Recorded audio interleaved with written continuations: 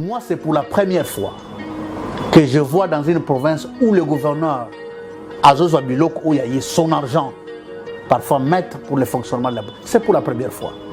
Ce que nous avons toujours vu. En termes de dettes. Évidemment, je vous dis que l'intention première de Monsieur le Président de l'Assemblée provinciale était celui de disculper, n'est-ce pas, son organe de tous les soupçons de corruption. Mais ce qui est malheureux, il a très mal communiqué.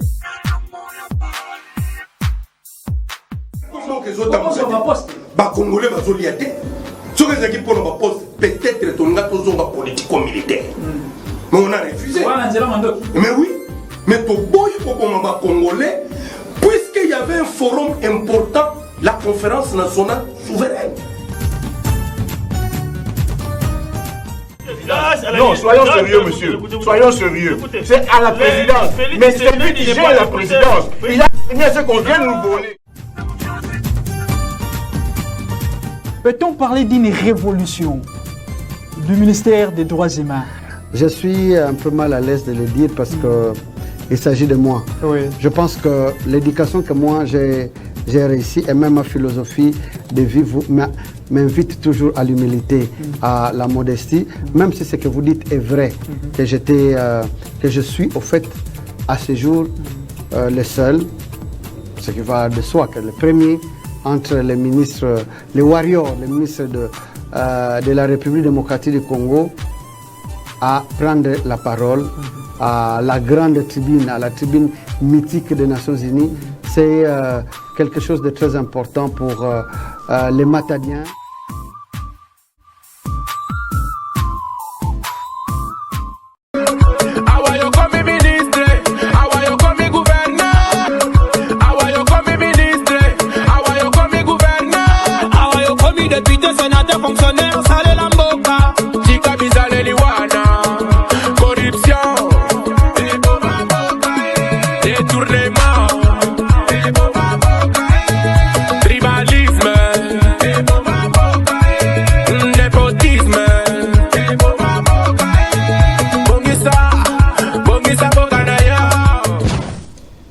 Mesdames et messieurs, ça a toujours été pour nous un grand plaisir de vous savoir nombreux devant vos postes téléviseurs pour suivre ces magazines Tempête politique sur les antennes de la radio-télé Boula Matadi. De partout où vous nous suivez, nous vous souhaitons bonnes conditions de suivi.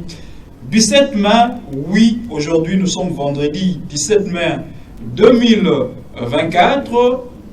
L'histoire de la République démocratique du Congo, oui, en cette date, est marquée justement par l'entrée de l'AFDEL, oui, ce mouvement militaire qui est venu libérer les Congolaises et Congolais entre les mains de la dictature perpétrée par le feu maréchal Mobutu, oui, une vingtaine d'années passées. Aujourd'hui, les Congolais se souviennent encore de cette date historique, oui, dont le gouvernement congolais a décidé de pouvoir honorer les forces armées de la République démocratique du Congo en les baptisant, bien entendu, journée pour les forces armées de la République démocratique du Congo. Quel souvenir que gardons-nous de cette date historique? Est-ce que le Congo, depuis ces années-là, a évolué sur tous les plans économiques, politiques, société, militaire aussi? Oui, est-ce que le Congo a évolué ou nous avons patiné? Est-ce que ce que Mobutu a dit que ma tête coûtera cher à la République, est-ce que c'est ce que nous vivons ou l'histoire a réussi à justement aller outre cette promesse maléfique de maréchal Mobutu? Nous en parlons dans cette émission de ce numéro spécial. En dehors de ça, mesdames et messieurs, l'actualité provinciale, on ne peut pas s'en passer. Sinon, ce serait un grand péché. Oui. Contentieux électoraux au Congo central sur l'élection du 29 avril 2024. Vous le savez très bien, il y a eu élection de gouverneur et vice-gouverneur, mais aussi sénatoriale qui s'est déroulée à l'enceinte de l'Assemblée provinciale du Congo central. Contentieux électoraux, oui, ça continue toujours, ça continue. C'est maintenant au niveau du Conseil d'État, nous en parlons. Élection du bureau définitif de l'Assemblée nationale, on en parle et on écoute beaucoup de cette élection. Beaucoup de freinages, oui, beaucoup de freinages. On en parle et pour analyser tous ces sujets, mesdames et messieurs, nous recevons pour vous Simplice Mukando, analyste politique, consultant, oui, en matière politique pour le compte de la télévision Boulamateli, que nous recevons en exclusivité pour cette émission, à qui nous disons bonjour et bienvenue, monsieur Simplice Mukando. Bonjour, monsieur Osé Madiala. Bonjour et bonsoir à la population qui va nous suivre. C'est encore une grande joie de pouvoir profiter de votre regard, afin que nous puissions parler de cette grande journée, un quart de siècle et après. C'est important, pourquoi? Parce que c'était une libération, et une libération dont la situation politique de l'époque correspond copier-coller à celle d'aujourd'hui. Ah bon? Voilà, le couleur de cette émission s'annonce, mesdames et messieurs. Vous avez toujours eu à apprécier l'intervention de Simplice Mukando. Et bien voilà, ce qui nous encourage davantage et toujours de pouvoir l'inviter dans ce plateau. 17 mai 1997, 17 mai 2024. Est-ce un beau souvenir pour les Congolais ou un mauvais souvenir? Merci beaucoup, monsieur Osé Madiala. C'est un bon souvenir pour les Congolais. Un bon souvenir pourquoi? Puisque le pays était sous l'emprise de la dictature négative de Mobutu Sese Seko Kukumbedu Wazabanga, le maréchal. C'est l'homme qui avait pris le pouvoir par les armes aussi, qui fut un coup d'État au président Joseph Kasavubu, et qui s'est retrouvé seul aux commandes durant une trentaine d'années. Et Mobutu, dans son exercice de pouvoir, c'était quelqu'un qui avait installé le culte de la personnalité. C'est-à-dire, lui, Mobutu, valait plus que tous les autres Congolais. C'était lui le maître à penser, c'était lui l'homme le plus intelligent, c'était lui le meilleur militaire, c'était lui le meilleur de tout. Le roi du Zaïre. Le roi du Zaïre. Donc, Mobutu avait maltraité la population pas pendant 30 ans, non. C'est vrai qu'au départ, Mobutu avait travaillé positivement pour le pays. Et plusieurs années plus tard, avant 1980, il a commencé à boitiller. Et au-delà de 1980, il s'était embourbé. Donc, vous verrez que la situation économique du pays de l'époque était devenue insoutenable. C'était des inflations sur inflation. Vous verrez, la vie sociale, elle était presque inexistante.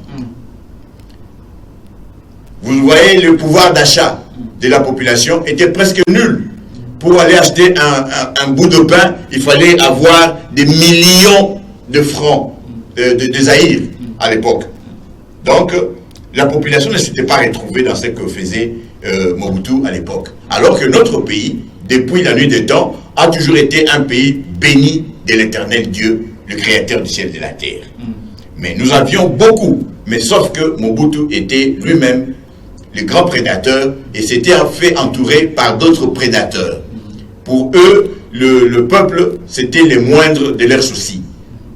Donc, vous voyez que les gens qui étaient avec Mobutu pensaient que Mobutu était un homme immortel. Un éternel. Un éternel.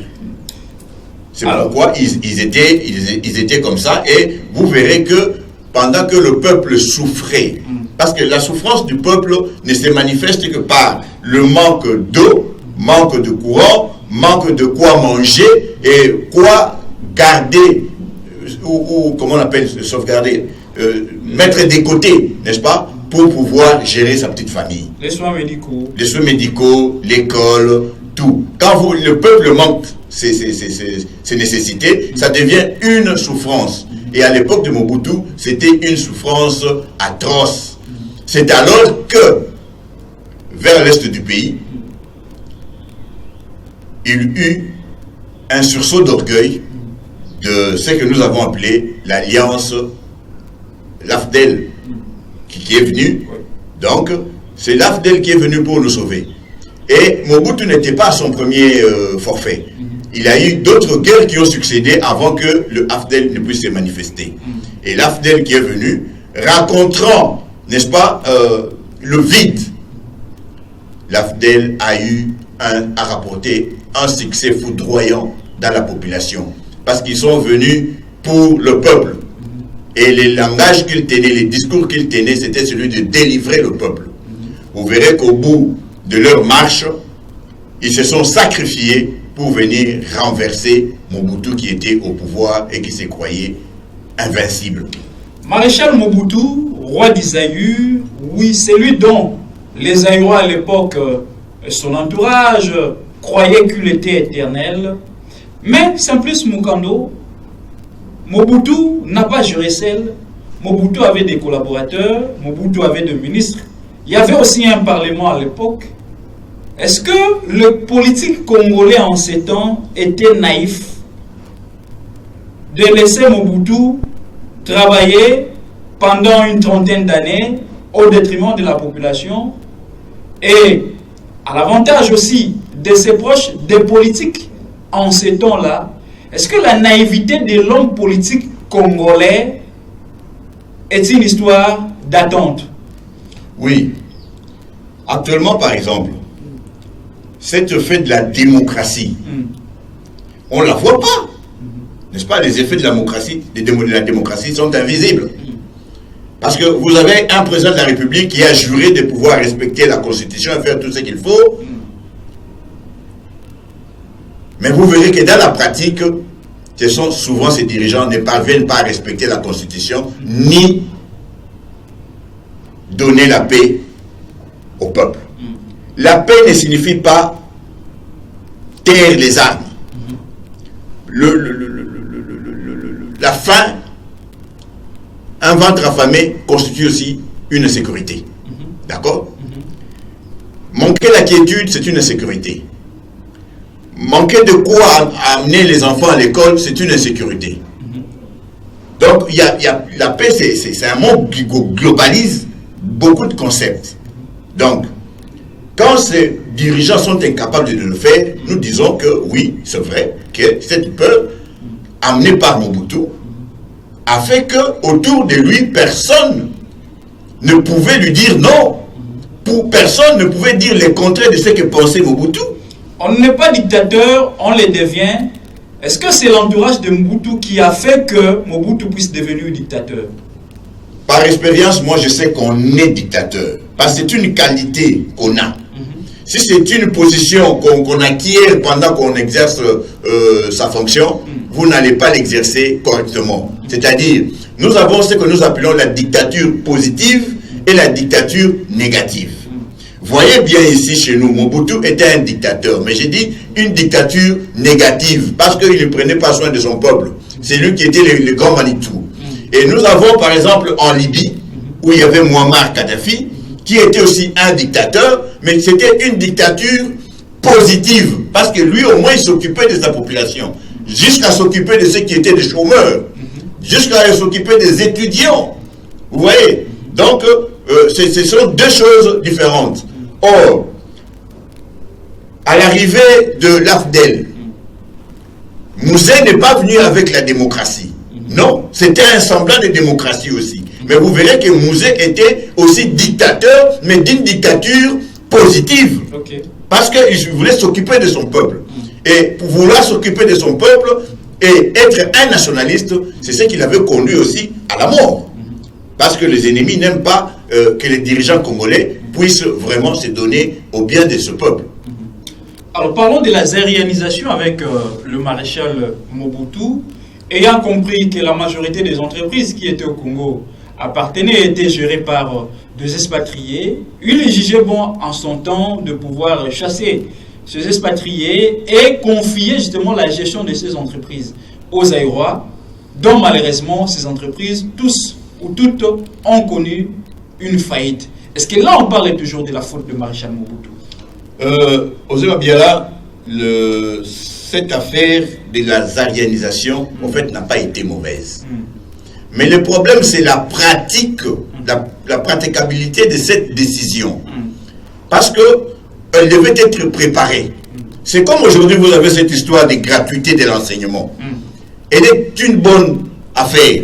Mais quand elle est mal préparée, mal gérée, ça conduit toujours au désastre. Alors qu'à l'époque, Mobutu n'a pas préparé la classe qui devait succéder tous ces entrepreneurs, tous ces millionnaires qui avaient des étrangers qui y avaient dans notre pays. Mais plutôt, il a pris les entreprises et les confié entre des personnes, entre les mains de personnes qui étaient incapables de pouvoir gérer ne fût-ce que le tout d'une casserole. Vous comprenez? Donc, il a confié les sociétés qui étaient florissantes entre les mains qui n'avaient pas l'aptitude commerciale. Parce que le commerce, en fait, mon frère, même si vous allez à l'école, vous allez apprendre le commerce, c'est différent de celui qui a les dons. Le commerce est un don. C'est un don entre nous. Donc, vous voyez la maman qui vend les cacahuètes au coin de l'avenue. D'accord? Et vous, Ozema Biala, si on vous laisse exercer le même service, vous allez fuir. Vous n'allez pas comprendre comment cette maman fait pour faire étudier même ses enfants avec cet argent-là. Mais parce que vous avez d'autres besoins, vous avez une autre vision des choses qui est différente du commerce, vous ne pouvez pas émerger. Donc, Mobutu, en faisant la zarianisation, c'était bien bénéfique pour nous. Mais sauf qu'il n'avait pas choisi les personnes qu'il fallait pour pouvoir gérer toutes ces sociétés. Je prends le cas, par exemple, de plusieurs entreprises qu'il y avait dans le Mayombe ici. C'était au départ des entreprises qui étaient entre les mains de Blancs. Mais quand ils sont partis, ceux qui sont restés à la gestion de ces entreprises, qu'en ont-ils fait de ce bien? Ils l'ont détruit.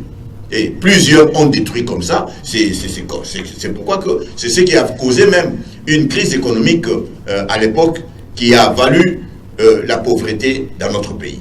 Maréchal Mobutu, c'est vrai, tout autour de lui il y avait des flatteurs, tout autour de lui il y avait des gens qui l'acclamaient matin, midi, soir, qui chantaient pour lui, qui le déifiaient. Mais diriger un grand pays comme les Zaïre à l'époque, pendant une trentaine d'années, certainement Maréchal Mobutu avait bénéficié aussi d'un appui des forces extérieures, les Occidentaux.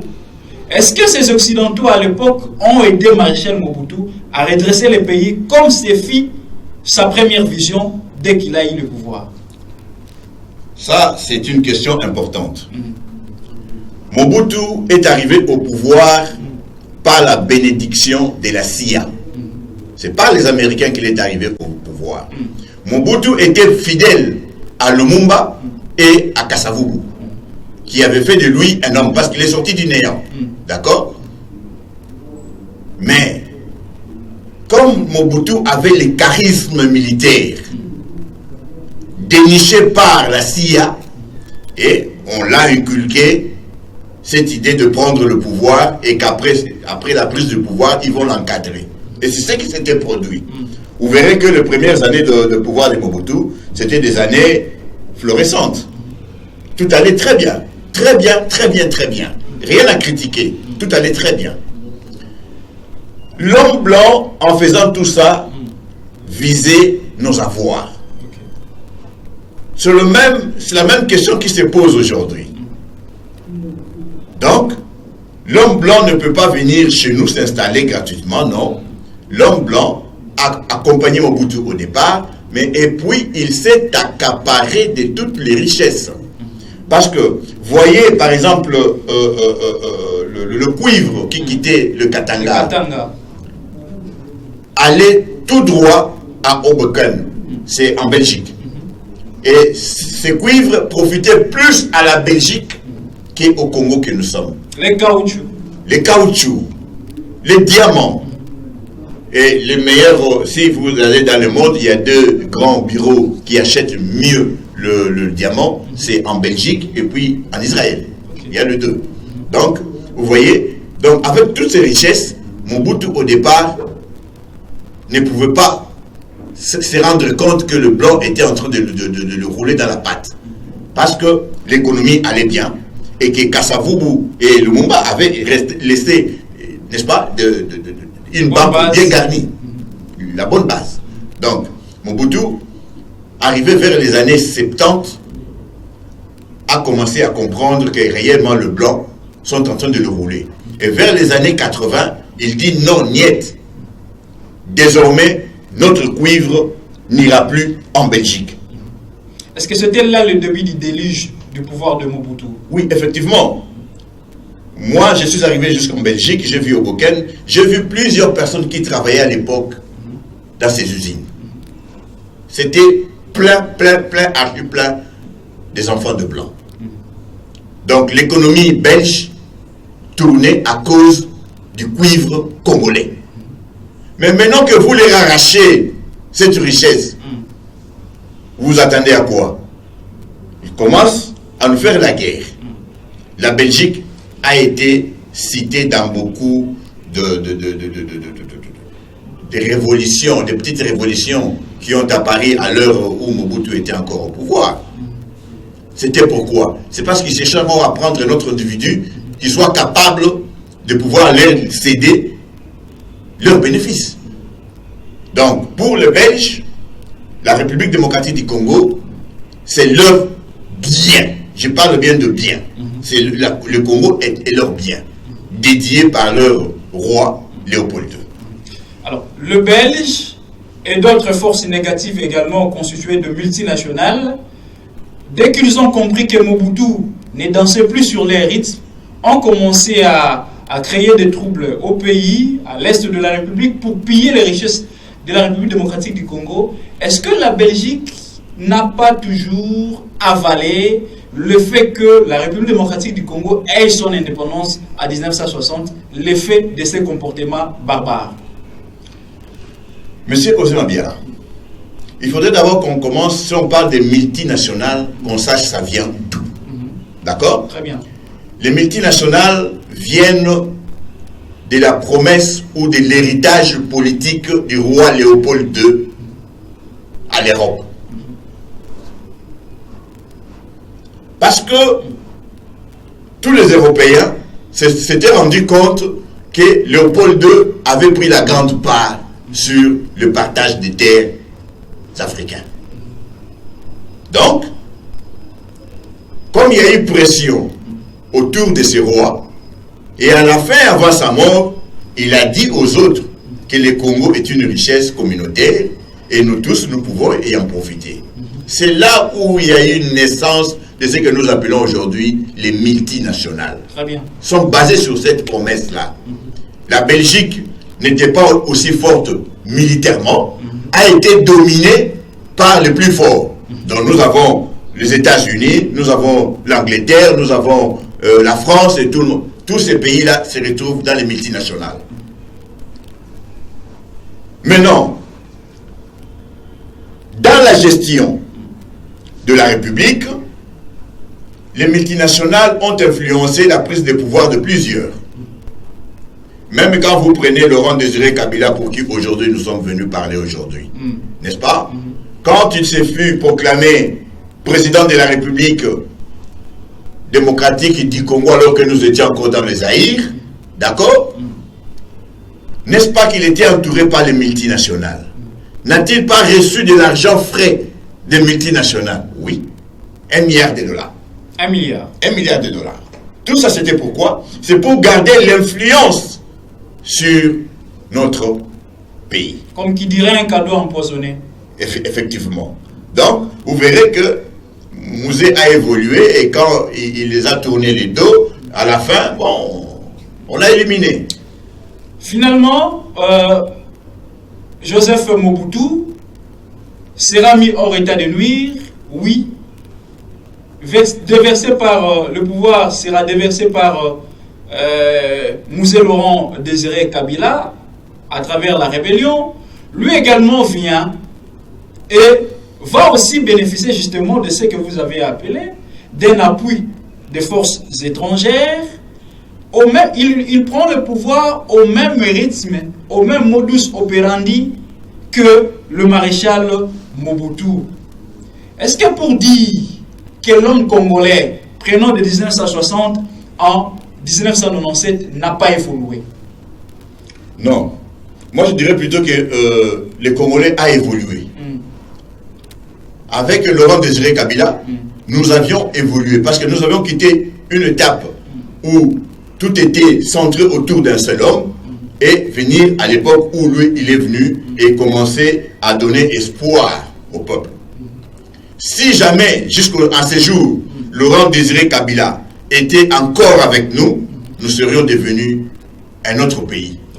Parce que ce monsieur était capable de dire non aux Belges, il était capable de dire non aux Américains, il disait non aux Français, vous comprenez? Alors donc il avait une personnalité. Au fait, quand il a reçu cet argent et arrivé au pouvoir, il s'est rendu compte que pour accomplir les promesses ou les attentes de multinationales, cela était pratiquement impossible, n'est-ce pas? Il s'est rendu devant une réalité et vous verrez que Étienne Tshisekedi, de bonne mémoire qu'on a connu, c'est lui qui l'a réveillé du sommeil parce qu'il était entouré par des Rwandais et des Ougandais, n'est-ce pas? Tshisekedi l'a réveillé. Il dit non, monsieur, faites attention. Si ces messieurs ils vous ont accompagné, dans leur arrière-plan, ils veulent occuper le pays. Donc il faudrait se désunir de ces messieurs. Et effectivement, vous verrez que entre la décision de faire partir les Rwandais et leur venue, il y a eu au moins 4 attentats contre Laurent Désiré Kabila. Donc, il a fallu qu'on ait un homme qui dise non. Et lui, en mettant les Rwandais dehors, c'était une façon de dire non aux multinationales. Parce que les Rwandais, les Ougandais, ils étaient soutenus par les multinationales. Quand il a dit non, allez tout le monde dehors, ça lui a créé des problèmes. Et les problèmes qu'il a créés, sauf qu'il n'avait pas préparé sa sécurité. C'était ça le comble. Mais aujourd'hui, il faudrait qu'on se dise bien que les choses sont en train d'aller dans le même schéma aujourd'hui. Présentement, au pays aujourd'hui, au départ, je vous avais dit que la situation politico-économique de 1996 et à bien avant, c'est la même qu'on retrouve aujourd'hui ici en RDC. Et vous verrez que c'était juste après le génocide de Rwandais en 1974. Et après, vous avez vu le Congo en train de trébucher puisqu'il y avait des intrusions à l'est du pays. Et ces intrusions ont coûté le pouvoir de Mobutu. Voyez la situation économique d'aujourd'hui. Le Congolais est démuni de tout son pouvoir d'achat. Aujourd'hui, le Congolais est devenu un malheureux. Le Congolais ne sait plus à quel sens se vouer. C'était la même situation avant la chute de Mobutu. Moi, j'étais présent. Et curieusement, avant que Mobutu ne tombe, il y a eu un groupe de Congolais de cette AFDL qui ont commencé à l'est du pays. Et ils ont rencontré un grand succès auprès du peuple parce qu'ils étaient affamés. Ils ne savaient plus à quel sens se vouer. Et aujourd'hui, vous voyez les dessins. Il y a encore un autre groupe de Congolais, Nanga et les autres, sont en train de miroiter aussi les bonheurs au peuple aujourd'hui. Donc, moi je dis que ce sont deux situations vraiment pareilles et qui peuvent produire aussi les mêmes effets. Ok. Alors on va évoluer sans plus Mukando avec cette date du 17 mai 1997. C'est vrai, Musée Laurent Désiré Kabila va se révolter par après pour dire non, je ne peux pas vendre mon pays. Il n'est jamais trahir le Congo, c'était ça son slogan chéri. Ne jamais trahir le Congo, mais qui lui a coûté la vie. Ne jamais trahir le Congo, mais dont malheureusement, lui aussi il a pris le pouvoir par les armes et il sera aussi renversé. Ça va lui coûter la vie. Il va partir par un assassinat dont aujourd'hui nous ignorons toujours l'assassin.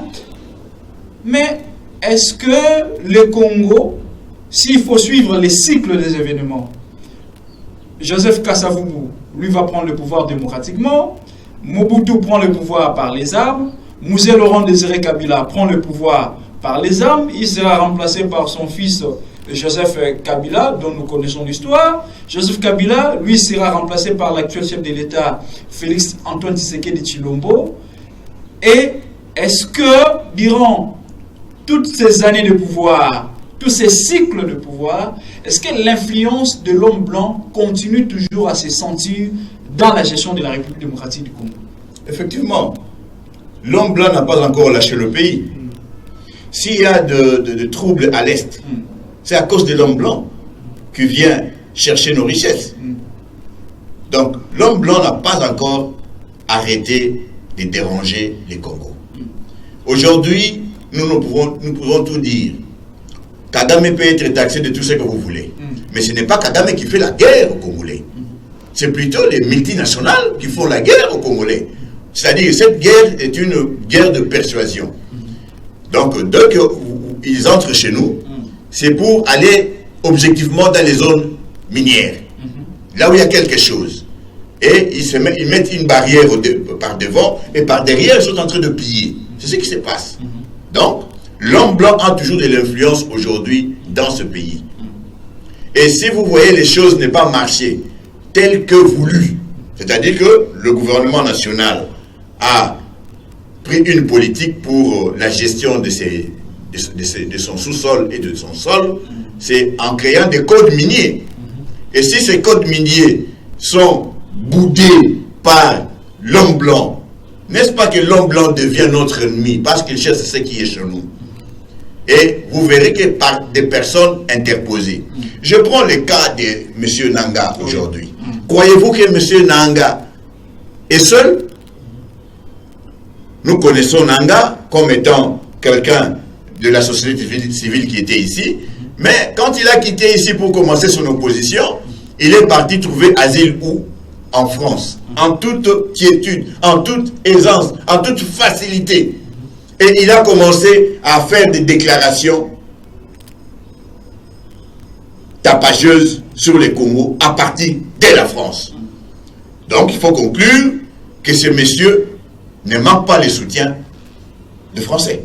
Et pourtant, nous, l'appui des multinationales constitué essentiellement de pays que vous venez de citer tout à l'heure, leur appui sur les rebelles, aux rebelles, qui dérangent la partie est de la République démocratique du Congo, qui pillent les richesses, qui tuent les Congolais matin, midi et soir, leur appui est visible.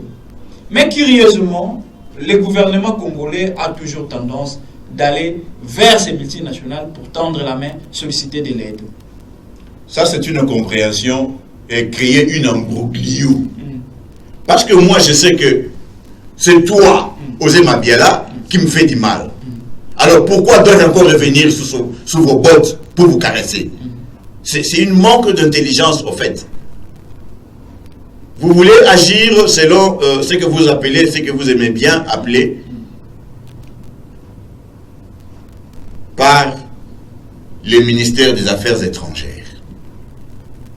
Et le ministère des Affaires étrangères, quelle est sa force? La diplomatie. Non, la diplomatie doit avoir des limites dans certains cas. Si j'ai déjà découvert que c'est toi qui es derrière mon ennemi, je ne peux plus être tendre avec vous. La diplomatie, c'est un langage tendre des nations. Donc, il faudrait que je change de cap. Et pour changer de cap, vous verrez que les multinationales mettent des barrières. Il n'y a pas longtemps, nous avons entendu parler de l'installation d'une base militaire de l'OTAN. Où? Au Rwanda. Ça signifie quoi? C'est une emprise sur les Congo toujours. Ne viennent pas en sein à côté des Rwandais, non. Même l'immigration forcée qui se fait au niveau du Rwanda, où on doit importer, n'est-ce pas, de personnes à partir de Londres pour venir au Rwanda. Non, c'est un danger pour nous, mon frère. C'est un danger. vous verrez que les personnes qu'on va prendre pour amener au Rwanda ne manqueront pas de précédents militaires. Vous verrez. Et que ça va nous compliquer encore la tâche. Donc, il faudrait d'abord que nous, Congolais, nous mettions en face de la situation qui est la nôtre et pouvoir nous rebeller nous-mêmes contre ceux qui nous font le mal. Très bien. Nous allons changer les sujets pour parler cette fois-ci de la province du Congo central, des contentieux électoraux. Le 29 avril 2024, les députés provinciaux ont fait leur choix sur le gouverneur et les sénateurs. Oui, contentieux électoraux, c'est prévu dans le calendrier de la CENI. Ça a quitté la Cour d'appel du Congo central, qui a donné raison à Grace Bilolo. Et la partie qui a accusé le recoupement politique UNC allié n'était pas satisfait de la décision prise par la Cour d'appel du Congo central. On jugeait bon de ramener l'affaire vers le Conseil d'État.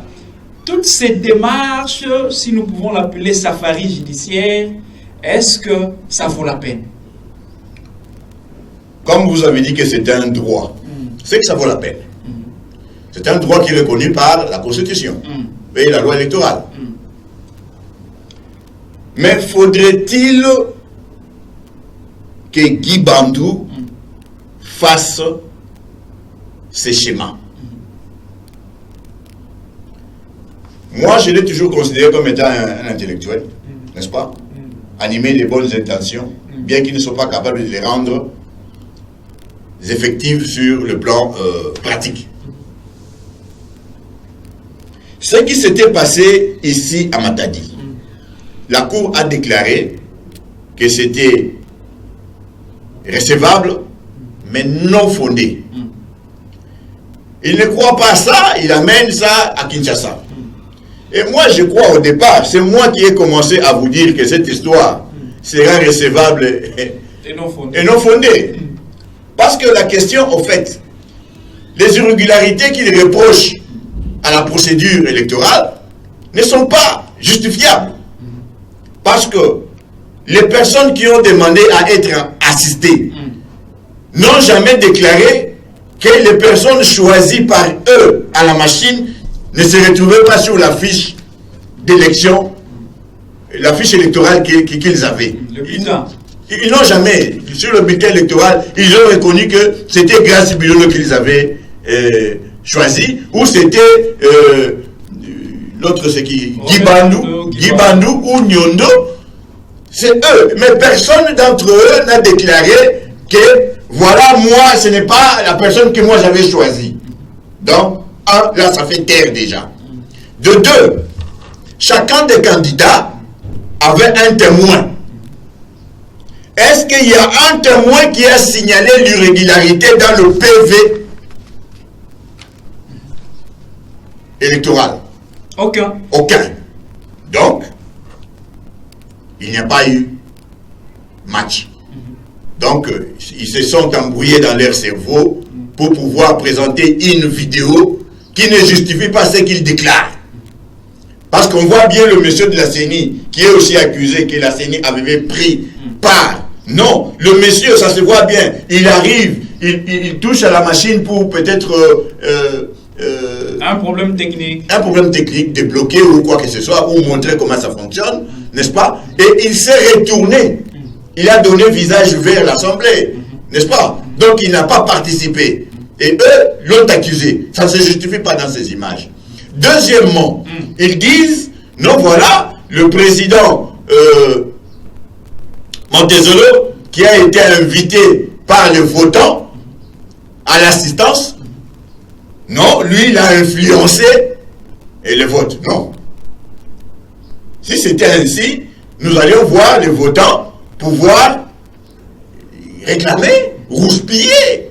C'est son droit, n'est-ce pas? Donc, moi je continue de dire que Guy Bandou devait se référer à ce qu'avait fait Madame Goundianza. Quand lui avait été élu, y avait-il pas de soupçon d'irrégularité? Beaucoup.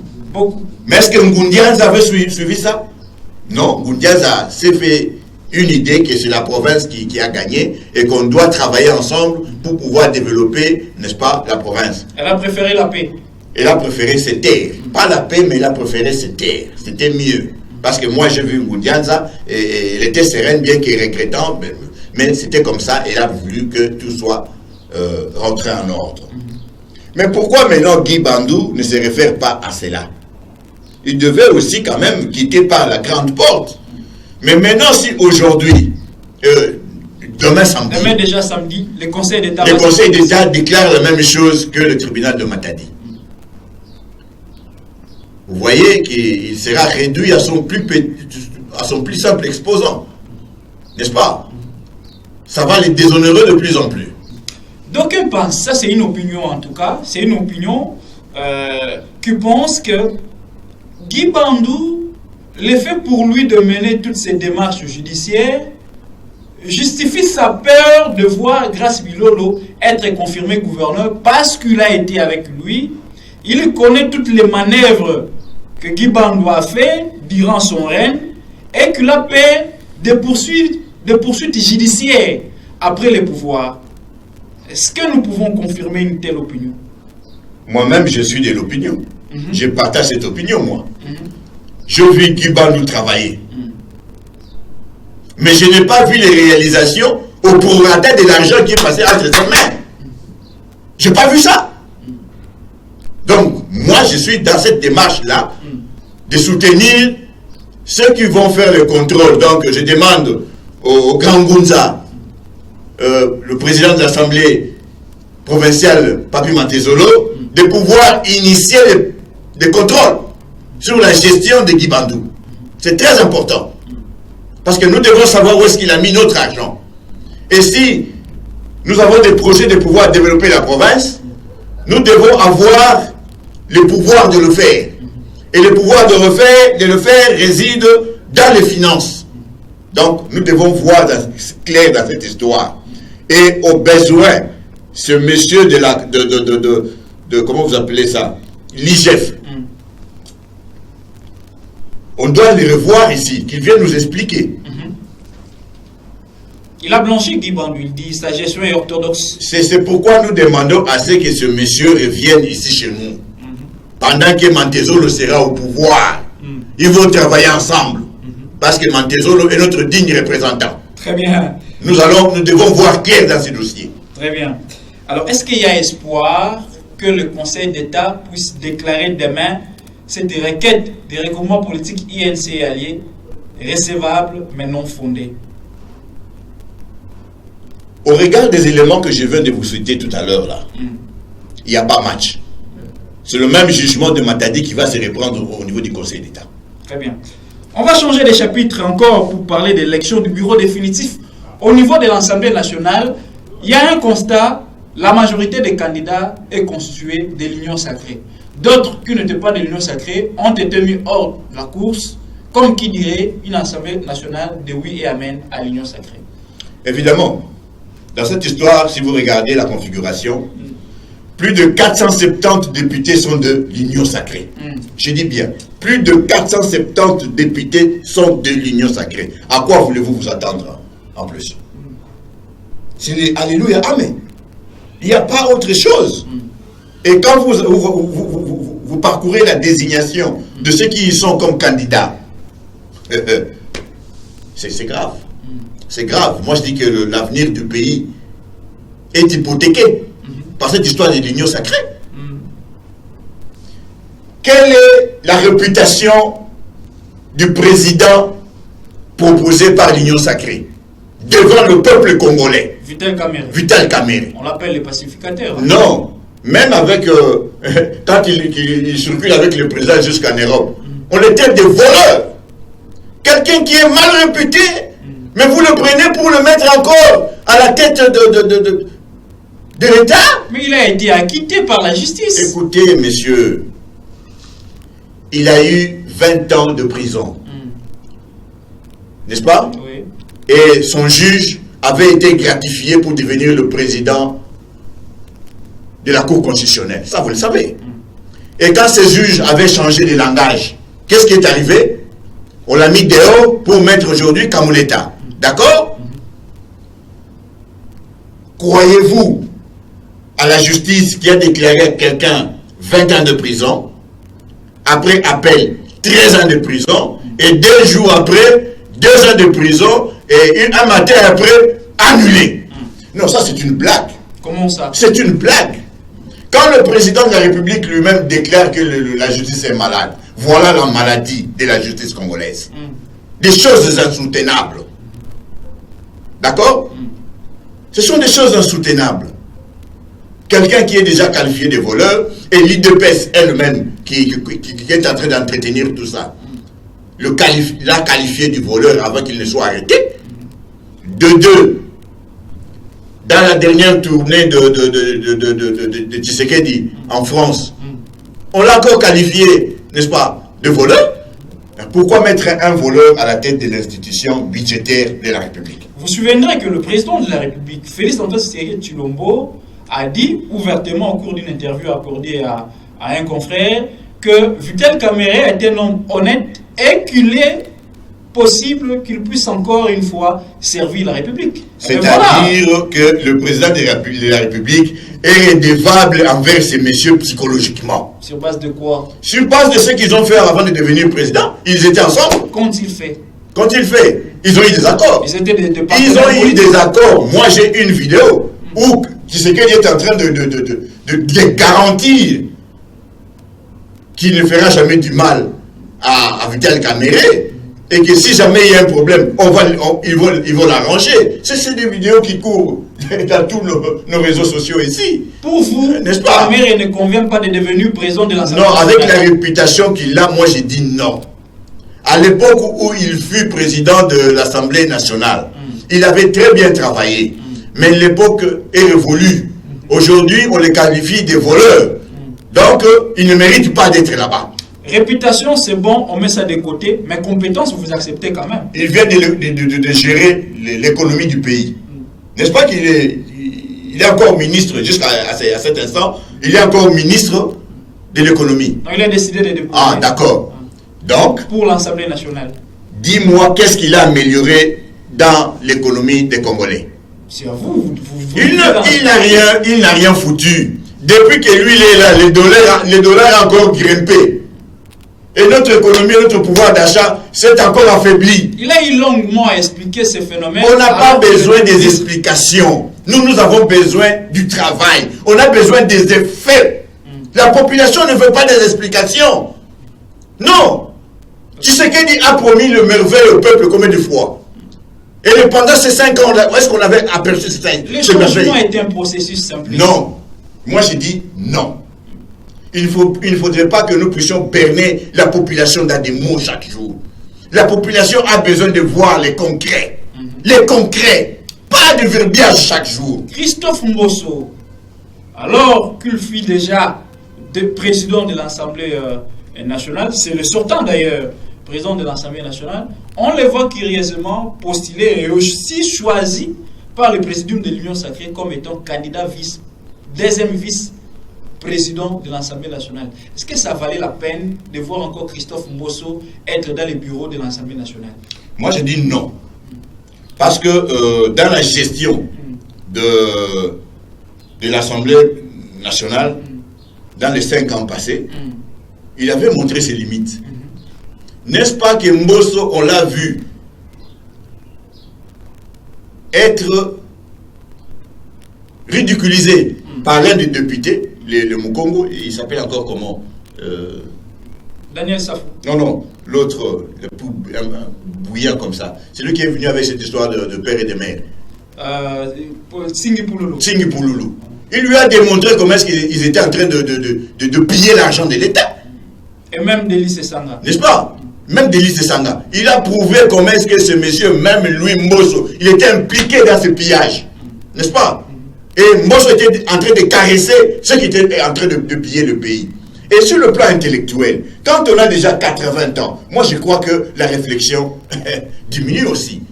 Les rendements intellectuels n'est plus à démontrer. Vous voulez l'envoyer à une retraite politique?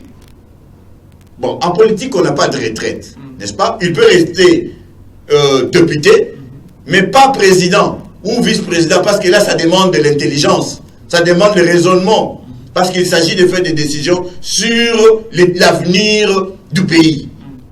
Il a joué pendant 5 ans. Et pendant 5 ans, il n'a pas exercé son pouvoir comme il fallait.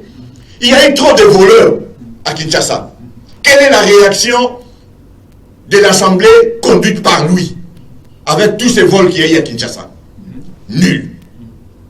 Il s'est fait complice, parce qu'il n'a pas réagi. Donc, moi je trouve qu'il ne vaut pas la peine de revenir devant la scène. Voilà. Nous sommes arrivés pratiquement à la fin de cet entretien que nous avons eu avec vous, Simplice Mukando. Le Sénat congolais, pour la première fois, on voit un Mukongo à la tête de cette haute chambre du Parlement congolais. Oui, c'est un bureau provisoire, le sénateur Kinduelo. Une fierté pour le Congo central? Bon, j'aimerais répondre à cette question. Bien que c'est circonstanciel. Hein? Mais j'aimerais d'abord pouvoir dire que même dans ce qui se passe au niveau de l'Assemblée nationale, où on voit les membres des familles, des leaders de l'Union sacrée, prendre le dessus par rapport aux autres députés. C'est le népotisme? C'est le népotisme. Le népotisme et le clientélisme, ce sont de faits qui tuent l'État. On devrait le mettre de côté. Est-ce que vous voulez parler de la familiarisation des institutions? Effectivement. Ce n'est pas bon. Ce n'est pas bon ce qui se fait à l'Union sacrée aujourd'hui. Ce n'est pas bon. Puisqu'on est sur à Bemba, Saolona, maintenant, il faut maintenant prendre... Non. Puisqu'on est enfant de Bahati, on doit remplacer son père. Non, nous ne sommes pas dans des royaumes. Nous aussi, on a des enfants qui doivent aller jusque là-bas. Nous avons des frères qui sont là-bas et qui se ne retrouvent pas. Mais ils sont intelligents plus que ces messieurs. Qu'est-ce qui se passe? Nous sommes dans quel état? Non. Non.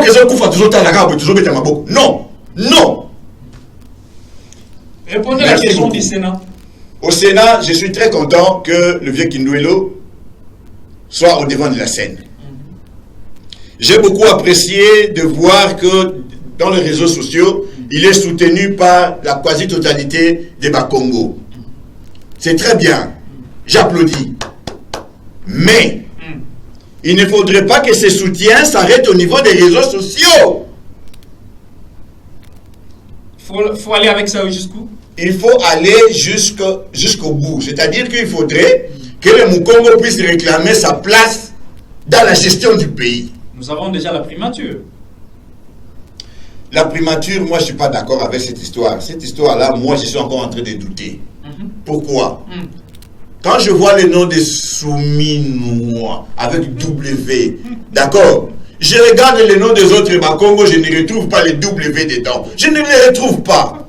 Ça me pose question, ça me remet en question. D'accord. Continuez à réfléchir. Donc je réfléchis, je dis Souminois et dame à un Mukongo. À un demi-Mukongo aussi. Parce que l'autre aussi a une partie extravertie. Vous comprenez? Donc il faudrait que le Mukongo puisse changer. Le Mukongo est le premier politicien de ce pays. C'est l'homme le premier qui s'est mis en contact avec la civilisation. D'accord? Et s'il y a eu le début dans la politique ici chez nous, vous verrez que l'homme Mukongo prenait le devant.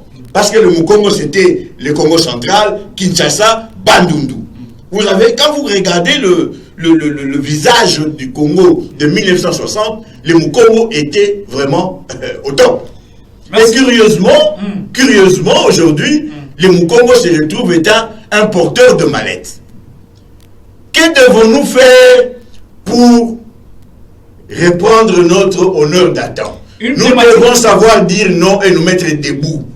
Si aujourd'hui, le vieux Kinduelo doit être remplacé, il faudrait que nous tous, Congo central, sortions dans la rue pour dire que non, nous voulons voir les nôtres là-bas. Mais pour rester en tant que président du Sénat, la voie est légale, il faut postuler et gagner les élections. Mais mon cher, quand vous avez déjà l'union sacrée, votre union sacrée, le oui, amen, alléluia, amen, alléluia, amen, que croyez-vous retenir gagner de cette histoire-là? Merci beaucoup, Simplice Mukando. Ça a toujours été un grand plaisir de vous recevoir dans cette émission.